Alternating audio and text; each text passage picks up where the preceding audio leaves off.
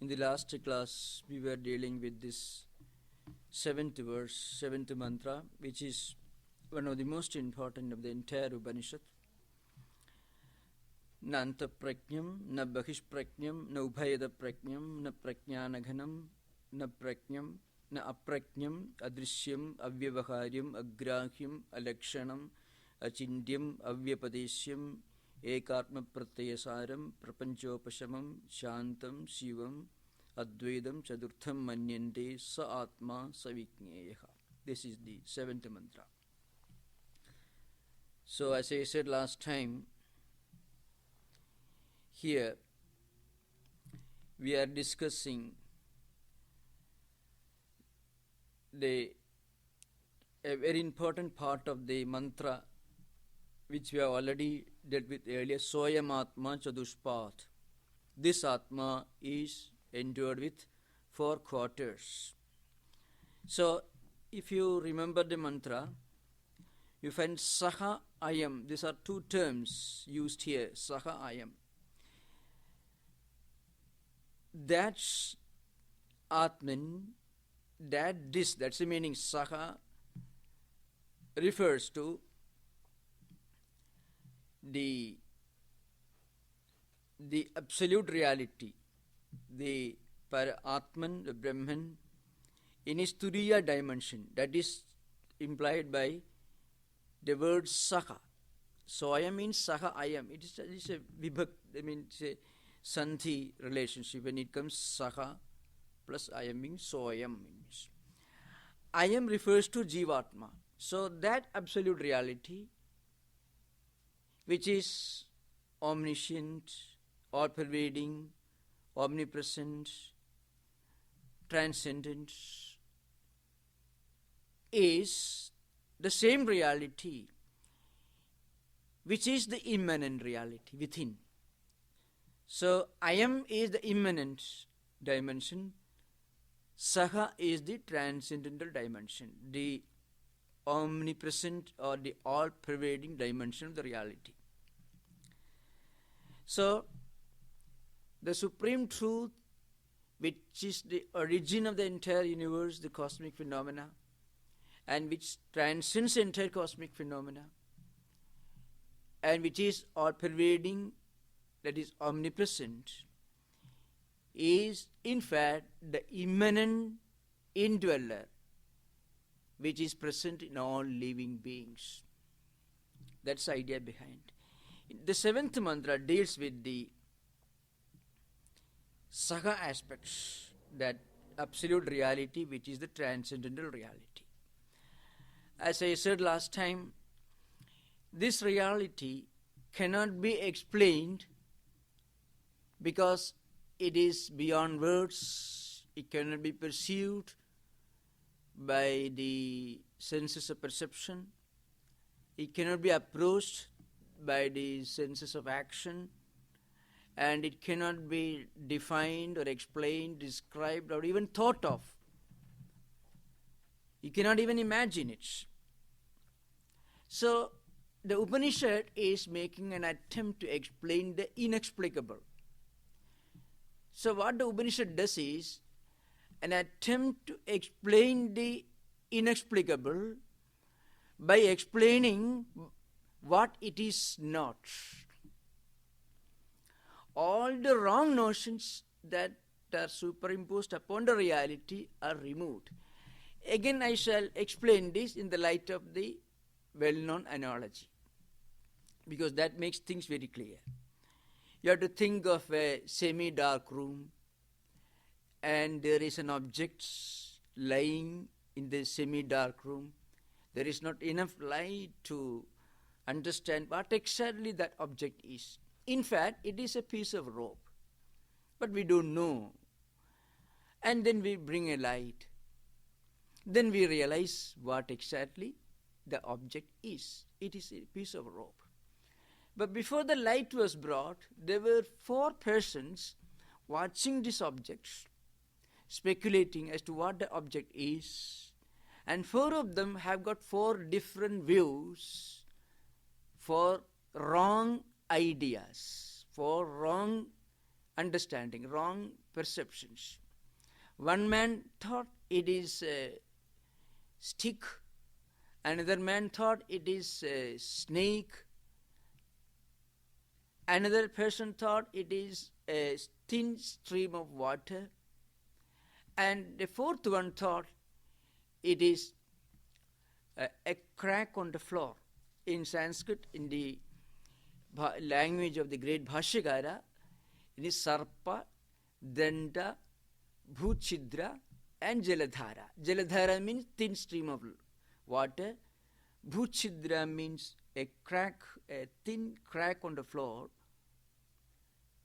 And Sarpa means snake, Danda means stick.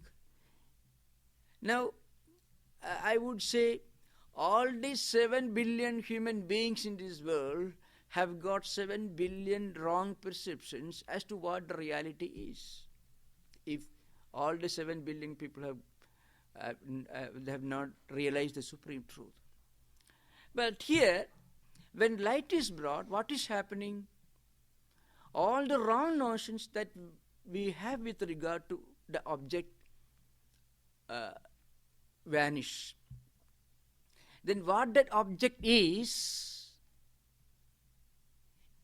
not revealed by the light, because even if there was no light, even if nobody brings light into the semi-dark room, the rope will remain a rope. The obstacle that stood in the way of our realizing or understanding that it is a piece of rope vanishes when light is brought. So the rope is not a creation of light.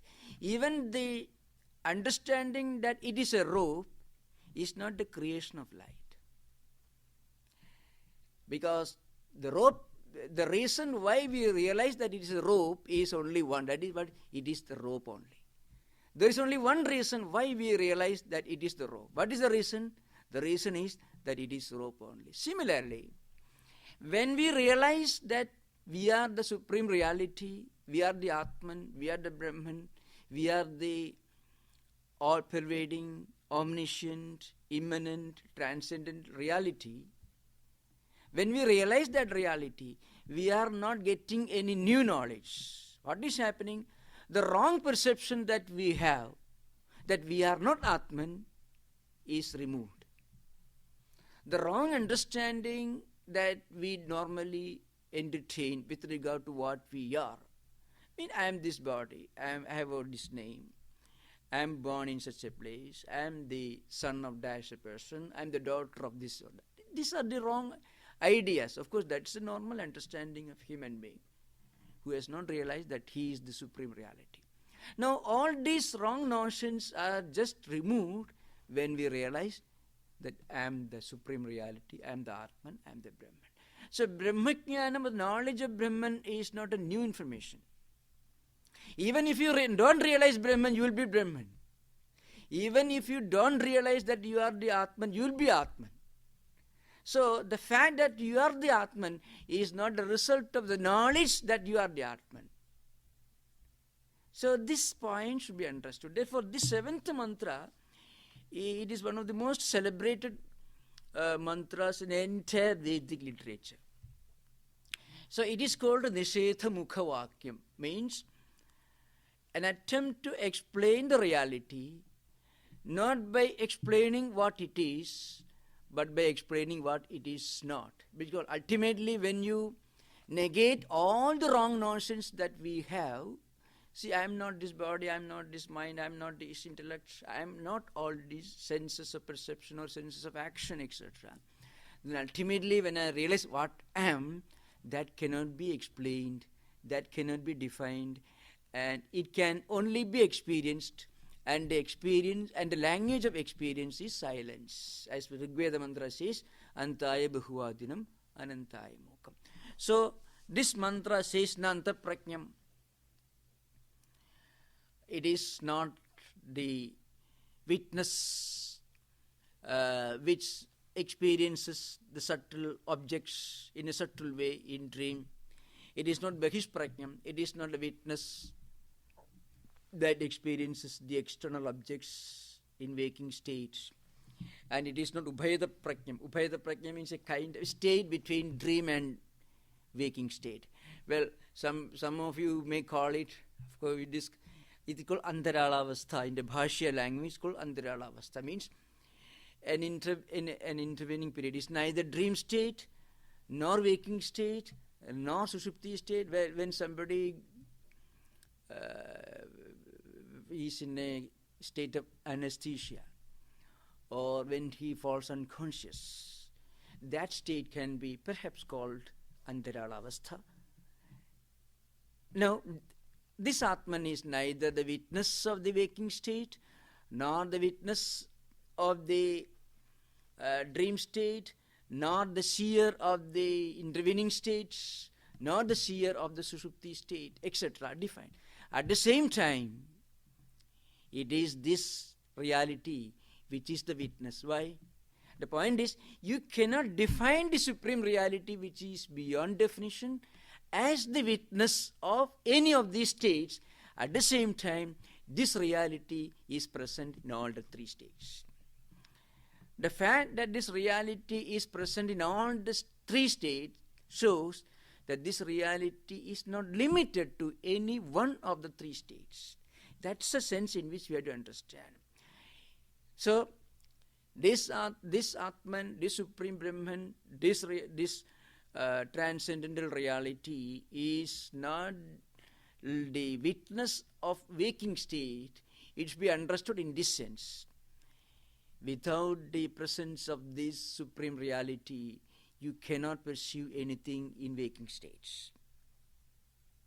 But at the same time, you cannot define, you cannot limit this reality to the waking state. That's the meaning in which it is taken.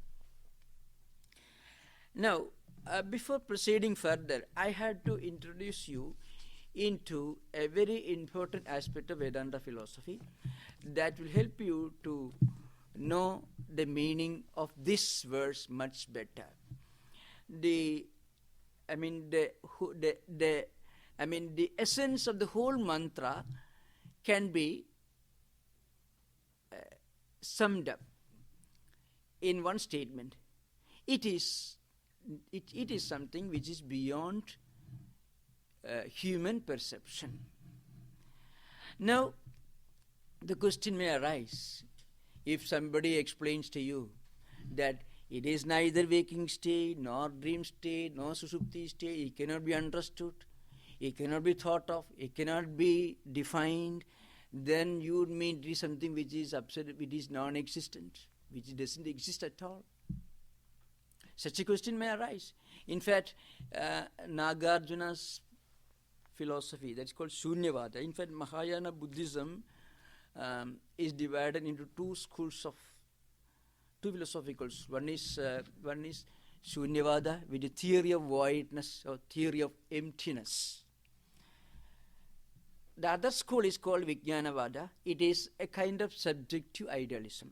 Modern scholars sometimes say that it is not subjective idealism, but some modern thinkers have compared it with the subjective idealism of Berkeley, Experience and Reality, this famous book is much. Yeah. So it has got some parallelisms in modern Western thought as well. Now, somebody may ask the question, in fact, in this case, in that case, this Atman is only Shunyam. Because Nagarjuna also explains Shunyam as something which is beyond definition, which is one, beyond description, beyond perception. But Nagarjuna's philosophy, it is an undefinable reality which is essentially negative in character. If it is voidness that you are going to realize, then who is going to realize? The subject who is going to realize voidness, shunyata. Shunyata means voidness in English language, or emptiness sometimes, capital letter E. That's the way they translate the famous Shunyavada works into English. Well, Emptiness is also undefinable, beyond words, beyond explanation. It is also Advaita, it is also non-dual. It is devoid of attributes, devoid of qualities. You cannot think of it. But then it is emptiness. Vedanta says it is non-dual, it is beyond words, it's beyond definition, it is beyond thoughts, but it is the supreme truth that you realize when you remove all the wrong notions that you normally entertain. You cannot negate yourself. You can negate, I am not Antaprakyam, I am not Ubhayadaprakyam, I am etc. I am not the witness of the waking state, I am not the witness of the dream state, I am not the witness of the deep sleep state, etc. You can say. But you cannot say, I am not I. That you can't say. There is only one thing that you cannot deny. What is that? Yourself. You can deny everything else in this world, but you cannot deny yourself. So what is left? That which you cannot deny. The eternal subject, the eternal witness, that is Atman, that is Brahman, that is the view of the Upanishad. Now, I shall just explain in the light of the famous commentary of Shankaracharya, because that will give you, in fact, even a touch of Shankara's commentary will give an idea of the grandeur of the metaphysical thought system that we are dealing with. Now, Shankaracharya says, this reality is beyond all verbalization, beyond all kinds of relativity. So, sarva shabda pravritti nimitta shunyatva tasya shabda anabhideyattamidi vishesha pradeshedhenaiva chaturiyam nirdidikshati. This is, I shall explain this. Shankaracharya says, this reality is beyond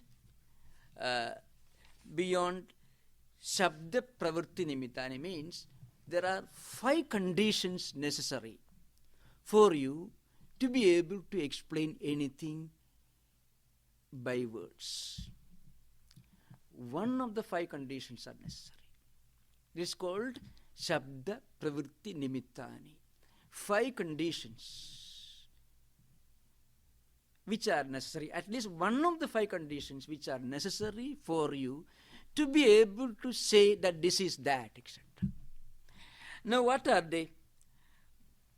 One is sambandha. Sambandha means relationship.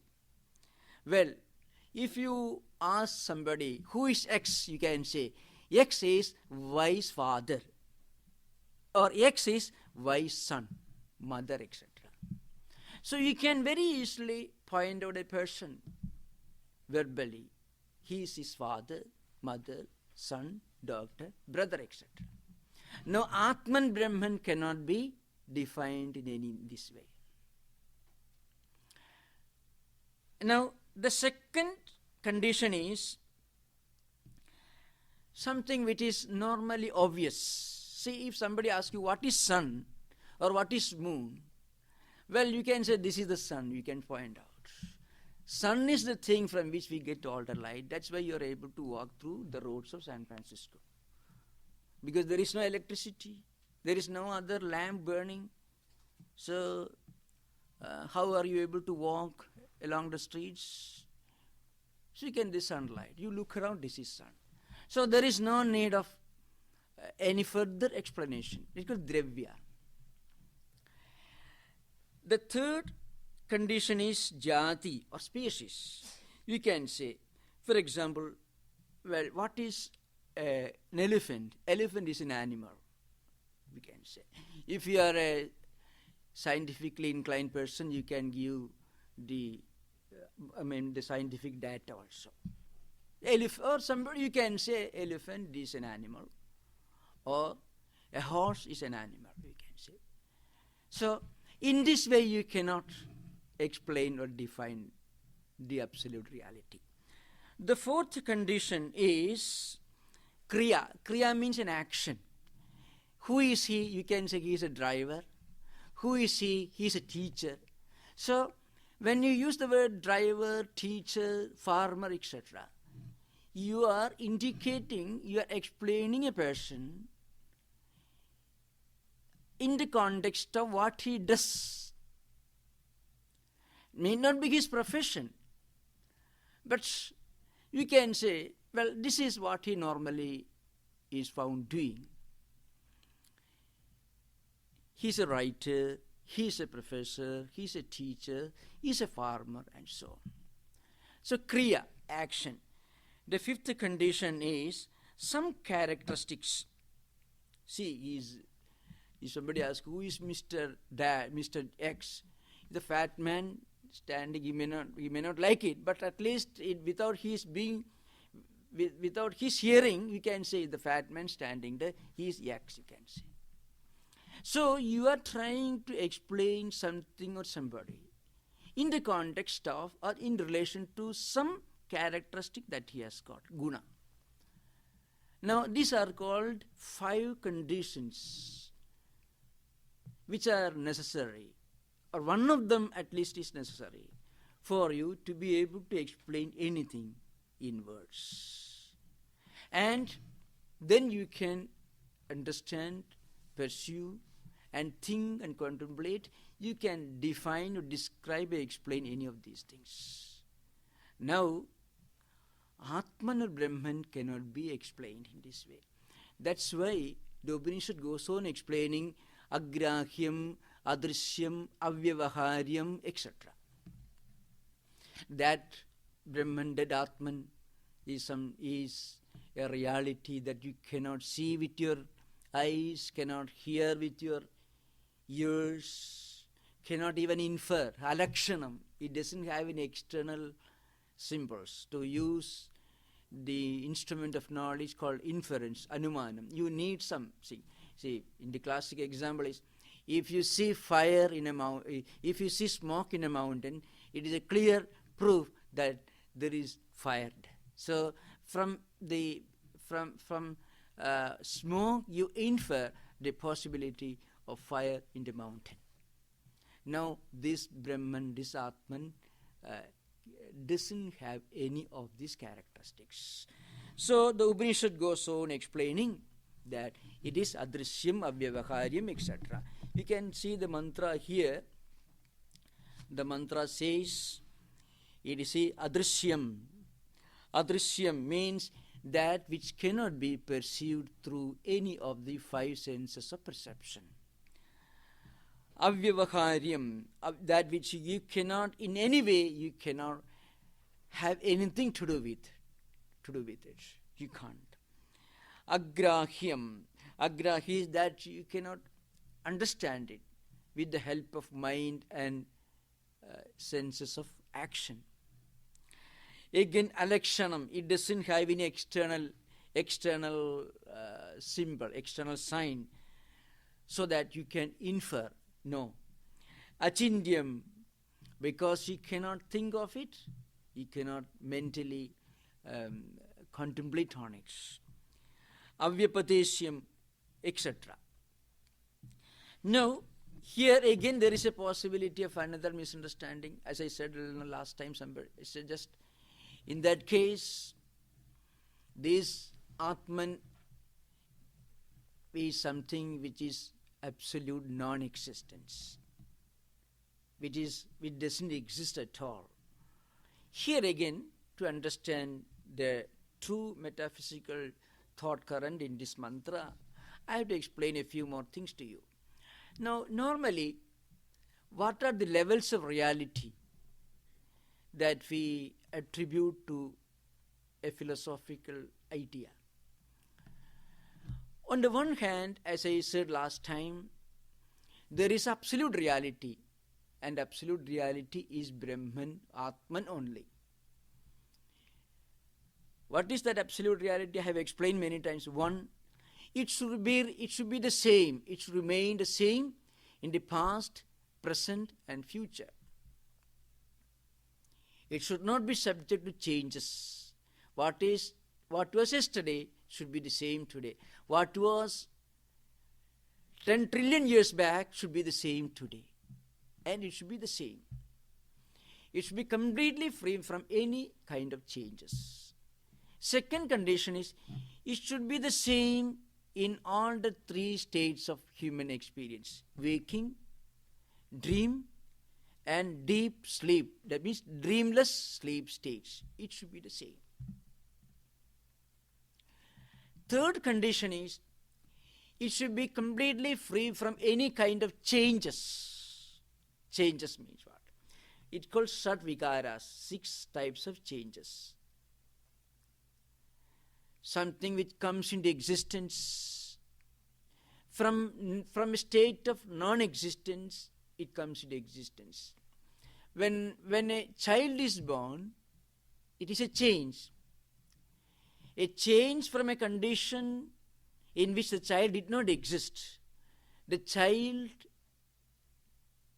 comes into a condition in which he exists. So jayate, he is born. Asti, then the child exists. Then it grows. Asti vardhade, it grows. Parinamade means it evolves. From childhood, he becomes a boy. From boyhood, youth. From youth to middle age, and so on. A unit of change can be called evolution.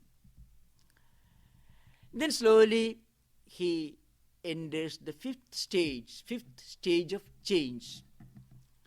He becomes old, body begins to decay. So kshiyate or apakshiyate, fifth change. Last is nasyati. If it is a human being, he dies. If it is some other object, it just vanishes from our vision. These are the 6 changes. Everything in this world, even the earth in which we are living, it did not exist, say, 13 and odd billion years back, and may not exist after 3 billion years. It may not exist. So even this earth, which may exist quite a few, maybe 16 or 15 billion years, is transitory, it is peripheral, it is not eternal. Because it comes into existence, exists, then vanishes. Now this Atman, this Brahman, is not subject to any of these changes. So this reality, which is free from any of these changes, is the only reality. Okay, now this is what we call the absolute reality. Atman or Brahman is the only absolute reality. Somebody may ask the question, what about the monotheistic gods whom we generally pursue? Advaita, non-dualistic philosophy or Upanishadic philosophy, fully accepts monotheistic concepts of God. But it only tells you that this is not the whole picture. As a man evolves further, he gets a deeper insight in direct proportion to his spiritual evolution and growth. His understanding of the absolute reality, God, also evolves. So when he spiritually evolves further, he evolves from a monotheistic concept of God into a monistic or Advaitic, non-dualistic idea of supreme reality or supreme principle. This is the only absolute reality. Now, all other objects, or everything else belongs to the realm of the non-real. Below that, there is something which is relative. The world is relative. Everything else is relative in this world. Now, below that, there is just illusions. This relative is called in Advaita philosophy, it's called Maya, etc. The third level of reality is illusions. I can give the example. In the example which I gave, when you mistook a piece of rope for a snake, the snake is only a delusion. It is just a thought. But the thought is not absolute non-existence, because though the snake doesn't exist in that room, the snake exists somewhere, maybe in a zoo or in a forest, or you must have seen a snake which is similar in shape and size to the rope. You may have seen such a snake somewhere else, if not today, some time back, in a forest you have seen. So that memory remains in your mind, and you think this piece of rope is something like that snake. So the snake is not absolute non-existence. It doesn't exist here. So it is a kind of illusion. An illusion can never be, you can never have an illusion in voidness. You mistake a rope for a snake because there is a rope. If there was no object, you don't think there is a snake. So for every illusion, for every wrong perception, there is always the background of a real entity, reality. This is a third level of reality. The fourth level is absolute non-reality. Vedanta gives some stock examples. We can have any kind of examples more suitable to modern times. Vedanta gives, for example, the son of a barren woman, Vandhya Putra. You cannot even intellectually conceive of that idea. The idea itself is absolutely irrational. You cannot even have an idea. You can have an idea of a snake, but you can never have an idea of the son of a barren woman. It's a contradiction in turn. Absolute non-existence. Or you can think there's a horn of a hare. A hare can never have a horn. So these are the four levels of reality. At one point, we have got Atman or Brahman, which is the only absolute reality, the eternal reality. Which is the absolute existence, knowledge and bliss. That's Brahman or Atman. Below that, you have got the relative, Jagat, means the world, etc., all the phenomenal experiences. Below that, you have got just illusions, which may have a background, but which is just a thought only. A rational thought. May not be real, but that thought is rational. You can very easily mistake a rope for a snake. It is not irrational, but though it is not real. At the fourth stage, purely irrational. You cannot even intellectually conceive of that idea. That is, you cannot even have such an idea even. The horn of a hare, etc. These are the examples given. So, sometimes some rival schools of thought raised a question to Advaitin. So, what is that question? He says, Shashavishanad samatva nirarthagatvam tarhi. The point is this. If that is true, you say this is not the witness of the waking state, dream state, deep sleep state. You cannot name it, you cannot see it, you cannot hear it, you cannot think of it. Then, and you say it is not even shunyam. Well, in that case, it is just like thinking of the horn of a hare or son of a barren woman, which is on the face of it, it is absolutely irrational, unthinkable. Now, no. Now, Advaitins would tell you it is not absolute non-existence. Because when you remove all the wrong notions that you have, there is something which you cannot deny. That's what I mentioned earlier. You can say, I am not just this body. I am not this mind, because this body is certainly subject to changes. A child is born, a baby is born, he becomes baby, then child, boy, man, and dies. So there is change.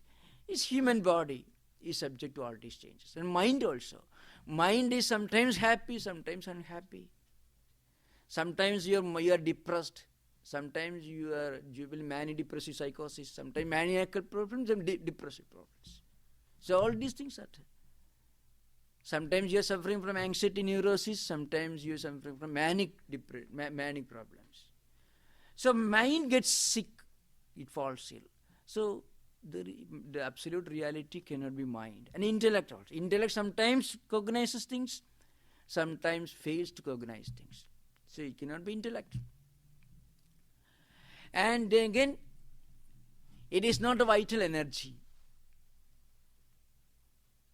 Because vital energy also, it changes. Sometimes you feel a lack of energy, sometimes you feel an exuberance of energy. So it is also subject to changes and fluctuations. So it cannot be a vital energy. Then what is that? It is something which you cannot negate. It cannot be perceived, it cannot be understood, it cannot be thought of by mind or intellect.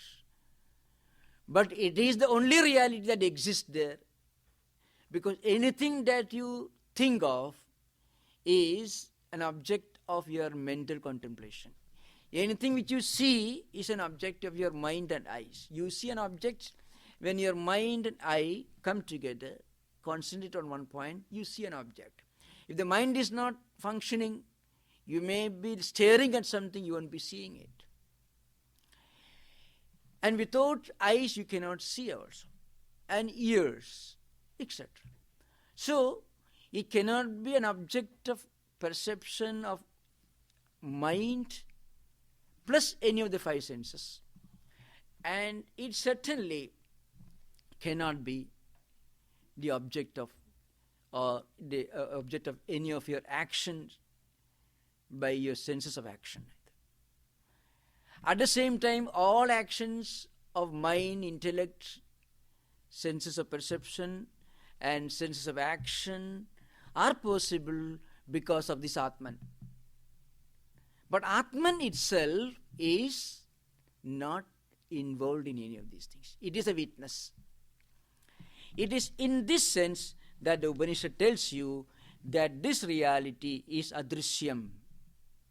It is not something which is perceived either by eyes or by ears, because when your mind and ears come together, you are able to understand the presence of an object which is making a noise.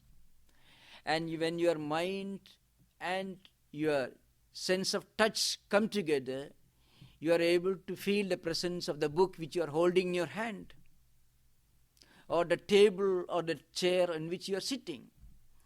Again, agrahyam. You cannot hold this reality, this Atman, as you are holding the book in your hand. Alakshanam.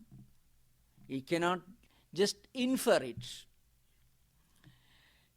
just by seeing some external proofs or signs.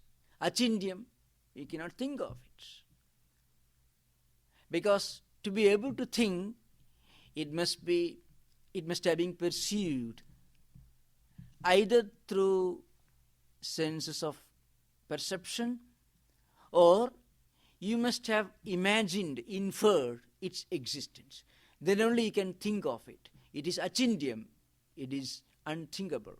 It doesn't become an object of contemplation or speculation. Avyapadesyam. It cannot be, you cannot have any kind of contemplation, thinking, or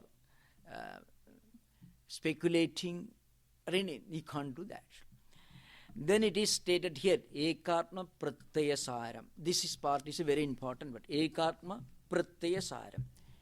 It means Just think of the three states of your experience: waking, dream, and deep sleep. There is one reality which continues to exist, which is an external subject, witness, in all the three, but which is not limited to any of the three states. You are able to see a dream, you are able to dream dream of an experience like walking the streets of San Francisco, because you have walked in the streets of San Francisco during waking state sometime. So the one who sees, the one who experiences this in dream is the same person, same witness, which just walked during waking state. And again, during deep sleep also, you have an experience. After deep sleep, when you come to waking state, as I explained last time, you feel you have complete rest, you have a blissful experience, you had a very wonderful, peaceful sleep. Though at the time of deep sleep, you are not aware of it. After deep sleep, you are aware that you are completely rested, free from exhaustion, tiredness, etc. Which means there is somebody, there is something which is present in all the three states, which is not limited to any of the three states, which continues to exist in all the three states. What is that? That is I. This is Ekatma Pratyasaram. The Atman is one. The self Atman is one, which is present in waking state, in dream state, and deep sleep state. Just think of that reality which is present in all the three states. That reality is Turiya, the Atman. In the Mandukya context, the technical term used in Sanskrit is Turiya. Means this reality, the witness, which is present in all the three states, which is one. Ekatma, the Atman is one. Because it is the same. It is the same witness. Otherwise, if it were two witnesses, then you won't be able to remember what you have dreamed. When you come back to waking state, you are able to recollect your dreams. That means the subject of waking state and subject of dream state are the same. And the same subject of deep sleep state are the same. So, Ekatma Pratyasaram. The essential witness, the reality, the drashta, the subjects, which is present in all the three states, Eka means one. That reality is Turiya Atman. Through this intense contemplation and meditation, you can realize, you can identify yourself, you can realize that you are the Supreme Atman. This is one meaning of Ekatma Pratyasaram. Otherwise, what happened, it is something different. In the Brihadaranyaka Upanishad, there is a mantra, Atma ityeva upasita. That is an important mantra in Brihadaranyaka. I am the Atman, the reality, the immanent reality, which is a witness of all actions, all objects that I experience, but which is just a witness. Witness should not be participant. I explained earlier, the word witness is an attempt to translate the Sanskrit term sakshi. The word sakshi is used in Sanskrit. It implies two important principles. A witness or sakshi should be aware of the experience of which you are a witness. You should be aware of, you should have the intellectual faculty to be aware of an idea or an experience of which you are the witness. But if you want to be qualified as a witness, you should not be a participant in that experience. if a man is involved in a crime, he will not be called a witness. You should be impartial. You should be non-participant. So that is why called bodhrutvat audasinyatvat sakshi. This is the definition of sakshi or witness. Means the idea is this: if you are a witness of something, you should be in a perfect state of full awareness. Now, if there is a drama going on, is a play going on, the players, those who are participating in the play, they are aware of it, but they are not non-involved. So you should be aware of it. At the same time, you should not be involved in it. An actor will not be a witness. Only one qualification is satisfied. An actor is aware of what is going on the stage, but he is not detached. Means he is involved in that play. Now another point. In a stage, there should be a pillar or the curtain. The curtain is present there. Curtain is not involved in the play, but it is not aware of what is going on the stage. So awareness and non-involvement, these are the two conditions to be called a witness. Now, Atman is not involved in any of the actions which are going on. Atman is akarta, abhokta, etc. It is not an agent of any action. It is not the enjoyer of the result of any action. So Atman is absolutely free from any involvement. At the same time, without the Atman, the divine reality present, you cannot do anything. Say, a dead man cannot walk. Something leaves his body. So, when the Atman expresses when it manifests its presence through netrendriya, that means through eyes, you are able to see. When it manifests through ears, you are able to hear and so on. But Atman itself is not hearing or seeing. That's why it is not involved. At the same time, in its absence, there is no action possible. You cannot see, you cannot hear.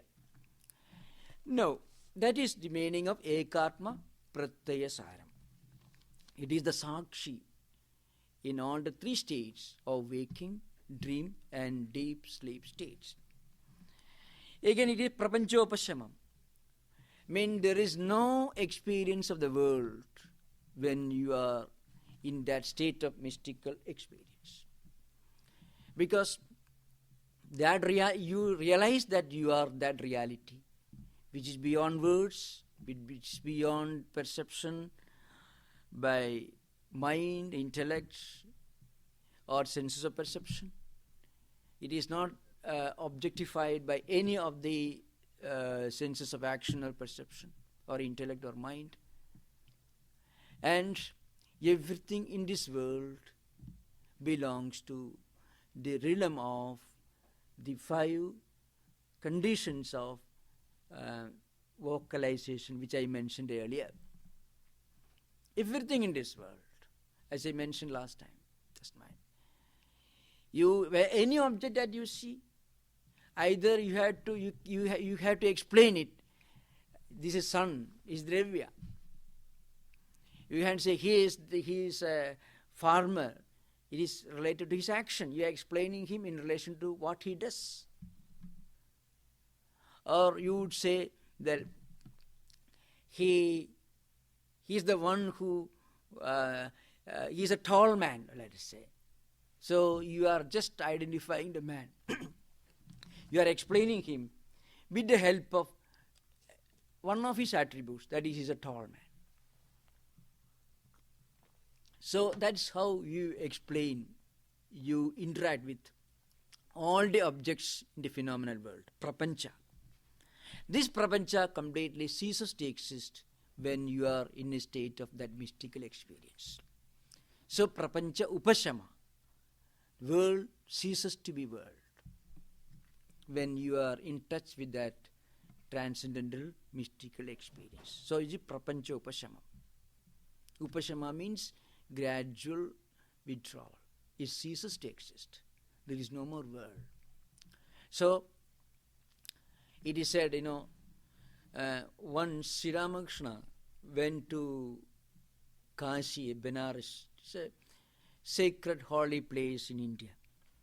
So there was a great sage living there. His name was Trilinga Swami. So you can find in Sri Ramakrishna Paramahansa's life, you find. So Sri Ramakrishna tried to speak to him. And you know what? He was lying blissfully with a smile on his face on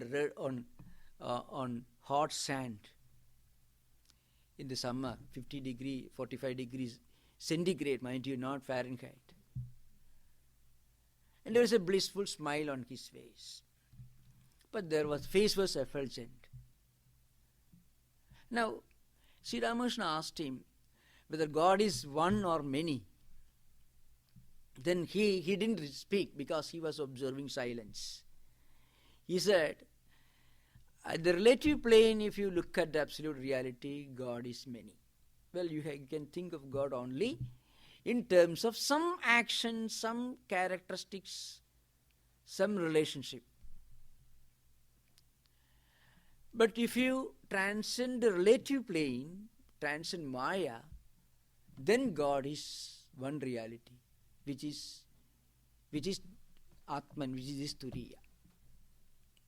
So when you transcend relativity, you transcend all the 5 conditions of description, explanation, definition, or let us say vocalization. When you are within that level, you can call God is a creator of the world, God is compassionate, etc. Don't think that Atman is non-compassionate, Atman has no mercy. Don't think that way. The idea is this: God is always compassionate. If God is looked upon as a creator of the world, He is the ocean of all the great qualities that human mind can think of. So Raman is Sagala Kalyana Guna Nidhi, a reservoir of all the great qualities, compassion, mercy, knowledge, all that. But here we are defining God in terms of certain attributes. Attributes are there. But if you go beyond this level, then God is beyond even definition. So it's called Guna Atida. Guna, see, Nirgunam, you may come across the word Nirgunam in the Upanishad books. Those, of course, Guna actually means some characteristics. Don't think God is devoid of any characteristic. No, God is beyond characteristics. Means it transcends all characteristics and attributes. Transcending and being devoid of those attributes are two different things. So Nirguna means Guna Atita, means you cannot limit God as just as a repository of all great qualities and attributes. God does have all the great attributes like compassion, mercy, knowledge, everything. But we cannot even limit the glory of God within the glorious words that we use to glorify Him. The reality is beyond words. So, in that sense, it is called Ekatma Pratyasaram. We cannot define it, we cannot understand it, but we can get an idea. Well, that reality which is present in all the 3 states of my experience, that reality which is always present, that reality without which the world cannot exist, but that reality which can be confined or limited to the world as exists. If you limit God to creatorship, you are just making Him a creator of the world, somebody who creates this world. God is the one, God is the reality from which the world comes. But you cannot limit God just as a creator of the world. Somebody has to say. Just if you ask, he's a writer, means he writes books. So you are just calling him a writer. Like that, who is God? God is creator. You cannot limit him that way. He creates this world, the world emerges out of him, but is even beyond creatorship. This idea has come here. So prapanchopashamam, shantam. Shantam means it is always in a state of absolute tranquility. Because whenever there is the presence of plurality of attributes, sattva-guna, rajo-guna, tamo-guna, it's called in Sanskrit, means let us say different attributes, different characteristics. Whenever there is a presence of any of these characteristics, or whenever you limit something to certain characteristics or attributes, then you are limiting. But this reality is beyond, it transcends all this. Shivam, it is the essence of auspiciousness. Advaitam, it is the one without a second. It doesn't say one, ekam only. Ekam, the word ekam is used, but in ekapna pratyesara. But remember, Advaitins tell you, non-dualists tell you, Upanishads tell you, that reality is not just one only, it is one without a second. Because the moment you say one, there is always the possibility of 2, 3, 4 and so on. So God is one without a second. So that is called Advaitam. So Advaitam should be understood in this manner. See, what is Dvaita means two. Advaita means non-dual. It doesn't say one. If you say one, then you say possibility of 2, 3 and so on. So it is non-dual. Means one without a second. Means it encloses everything. The great commentator in the third chapter of the Kariga, Gaudapada's Kariga, explains the ethical dimension of this philosophy of non-dualism in one of the celebrated passages. In the Kariga, there is a famous verse, Susiddhanta vyavasthasu dvaitino nischida dridham parasparam virudhyante taihi ayam na virudhyate. It's a famous verse by Gaudapada. The verse tells you, I shall explain in English, the verse tells you all other systems of thoughts, that means all systems of thought other than Advaita or non-dualistic philosophy, they tell you, well, my view is right, which means your view is wrong. That is the view of all dualists. Means those who believe that my view, my path is right, your path may ultimately terminate in my path, then you may reach the goal. But in my path is the right royal highway. Now, Shankaracharya says, this Advaita, non-dualistic philosophy has no quarrel with them. Because the verse says, parasparam virudhyante. So when you assert that your path alone is correct, when somebody else says that his path is correct, there is always the possibility of confrontation. Parasparam, there will be mutual confrontation, conflicts, fighting. My path is right, your path is wrong. So the other man also would say the same. All non-Advaitins, non-dualistic schools of thought assert that their path is right, every other path is wrong. So they fight. Parasparam virudhyante. They mutually fight with each other. There is conflict and confrontation at the level of all dualistic approaches. Then Gaudapada says, Taihi ayam na virudhyate, but we have absolutely no quarrel with any of them. This Advaita, this Upanishadic philosophy, this Vedantic philosophy has absolutely no quarrel with any schools of thoughts, because we include all of them. There is absolutely. Sri Krishna in the Gita says, he says the same thing. One may take one path, his path, another person may take his own path, which is different. But ultimately they all reach me. Now, Shankaracharya says in the commentary on this Karika, says,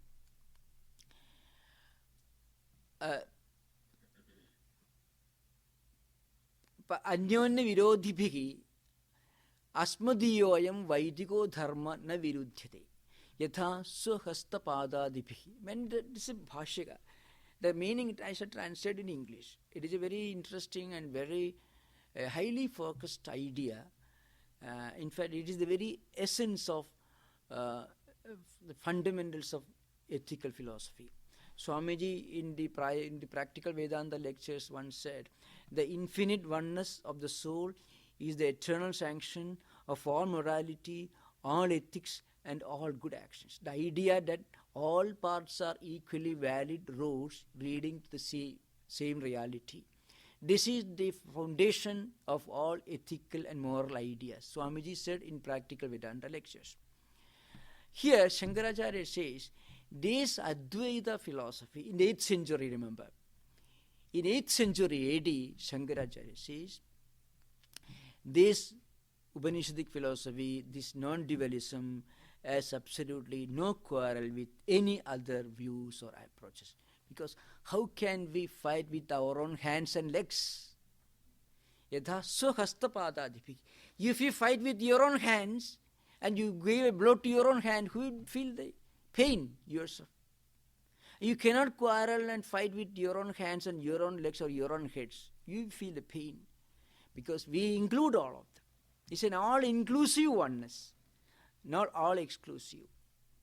So Advaita or non-dualism is all-inclusive oneness, without a second. That is Shantam, Shivam, Advaitam, Chadurtham Maninde. We will restrict Chadurtham Maninde, Sa Atma Sa Vikneha. That part of the mantra we will deal with in the next class. So, what the mantra says is this. When we realize the supreme truth that within us, the indweller, the immanent reality, the Atman, this Brahman, is the indweller, the immanent reality present in all other beings, then there can be no quarrel, there is no scope for any kind of confrontation. That is the ethical dimension of this famous mantra. We will deal with it later. I hope there is no need for any clarification. If you got anything to ask, you may ask. Otherwise, I will wait for a few minutes.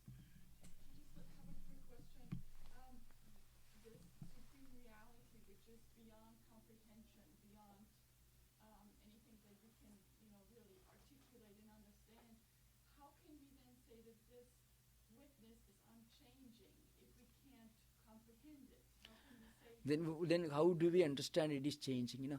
In fact, this you have to remember one thing. We will come to that later. Savikneha. There is a last part of the Upanishad mantra. If you go to the text, you'll find, and this reality is to be understood, to be known. That's the meaning of that mantra. Then how can we understand it? It is beyond comprehension. It is beyond mental contemplation, beyond imagination, beyond speculation, beyond verbalization. Then why does the Upanishad say this should be understood? It can be understood as one's own inner essence, immanent reality. So it can be understood only through experience. But how can you say that it is unchanging? Yes. In fact, because anybody in this world who tries to practice spiritual practices will have this experience. And this experience can be understood only as experience. The experience can only be experienced. It cannot be understood. That's why last time somebody asked this question. The moment anyone who reaches this level of experience, through certain external characteristics, we can understand that he has got a spark of this experience. Upanishad tells you that universal humanistic approach is one external sign, symptom, by which we can judge whether a man has got this experience or not. The moment, have I really experienced this truth or something else? This question, this doubt will not come, because the moment you realize this experience, doubts will vanish. But we do know that our experience is always wrong. Let's think about the sun. The sun Yes. can live You know, yeah. same This, every day, but it actually will die. yes, this question will arise because there is a fundamental difference between our experience in the empirical phenomenal world and this non-empirical experience. Because this experience, when we get this experience, naturally our doubts will vanish. Our doubts will vanish. In fact, Upanishads themselves will declare later, these Upanishads do not explain the reality, but these Upanishads try to prepare your mind to undertake the spiritual journey, the inward spiritual journey of inner contemplation. And the speciality of this experience and other experiences in empirical world is this: once you get this experience, then all mental shackles will cease to exist. In the Karika, vidyade hridaya grandhi chidyande sarva samsyaha shiyande chasya karmani tasmin drishte paravari. I shall explain this. In the Karika you find, the moment you get a spark of this experience, there will be a feeling of complete contentment. I don't use the word satisfaction. It's from a very more relative level. Complete contentment. You get a feeling that there is nothing more to be sought after, nothing more to be aimed at, to be striven for. In fact, that is the very sign of all great spiritual personalities. It's a contentment. It is in Sanskrit called santosha. That's why when a spiritual aspirant gets even a spark of this inner spiritual experience, what happens? Vidyade hridaya grandhi means all the shackles, all the chains which bind us, inner chains, mental blocks, doubts, anxieties, all will completely broken. Now, how we explain it, because this cannot be explained. But by external symbols, great persons can understand. As I said, when Sri Ramakrishna saw this Trilinga Swami, Sri Ramakrishna also had reached the supreme, the zenith of this mystical experience. So the moment he saw Trilinga Swami, he felt this is a real Paramahamsa. That's why he is the real Paramahamsa. In psyche, somebody can argue, mad people also sometimes sit very blissfully on broken surface, 50 degrees centigrade. People do that. They don't feel it. But a few spiritual personalities who analyze this from the psychiatric point of view, they say there will be a feeling of absolute tranquility and blissfulness on the face of these spiritual personalities. On the other hand, those who are suffering from mental problems, they also will have some external symptoms like this. There will be a veil of darkness on their facial expressions. That's a basic difference. An effulgence, an air of tranquility, peace, and blissfulness. That is the external symptom of this greatness. So that's why the Karika says, vidyade hridaya grandhi. All the hridaya grandhi means mental shackles, bondages, chains, they get broken.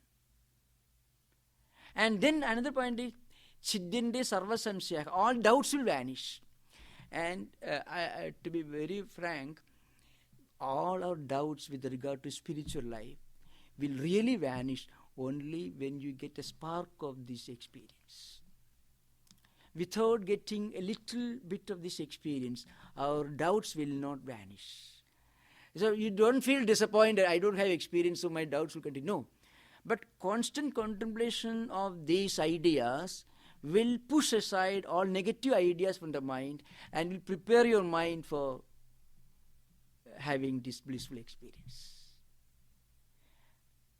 In fact, listening to these ideas, contemplating on these ideas is the easiest way for one to stock our mind, to fill our mind with these sublime ideas, which will neutralize the negative ideas which create the shackles and bondages. And then when you get little bit of this, the spark of this blissful experience, then the mental shackles, chains will be broken, then all doubts will vanish. Chiddinde sarva samsaya. All doubts will vanish. So doubts will start vanishing when we get a bit of this experience. I hope it's clear. So the one method is read more, contemplate more. You cannot, in a spirituality is not something that we can be physically given or bought or purchased or anything. So constant contemplation of these ideas, that's what we normally find among great souls, constant reading, constant contemplation, and thereby filling our mind with these sublime ideas which create a positive reservoir of effulgent sublime ideas in our mind, which will neutralize the negative ideas, negative thoughts, and doubts also. Doubts will slowly start vanishing as we proceed further. Because Upanishad tells you that logic cannot explain this. Logic or argument or contemplation cannot explain this. But contemplation will prepare the mind for a higher level of experience. That's the idea. I hope. So today we are probably very late. We can discuss this point.